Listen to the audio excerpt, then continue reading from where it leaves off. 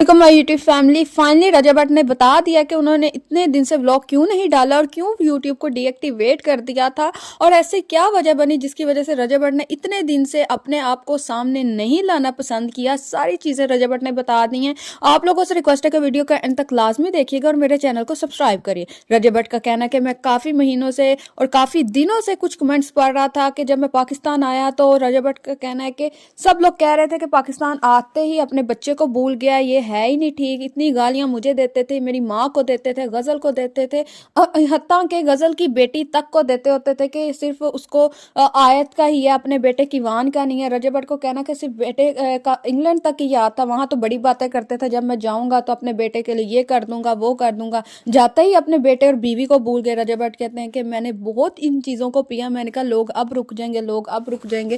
कहता है मैं कैसे बताता को मुझे इन चीज़ों के लिए ईमान ने मना किया था, ईमान ने गलत तरीके से मना किया था, लेकिन उसका ठीक है वो माँ थी, उसका बनता था राइट कि वो मेरा बेटा सोशल मीडिया पे ना आए, लेकिन ईमान ने मेरी माँ को कुछ गलत तरीकों से मना कर दिया। लेकिन फिर भी मैंने कहा कि अगर उसकी माँ पसंद नहीं करती तो मैं किवान को अभी नहीं लाऊंगा।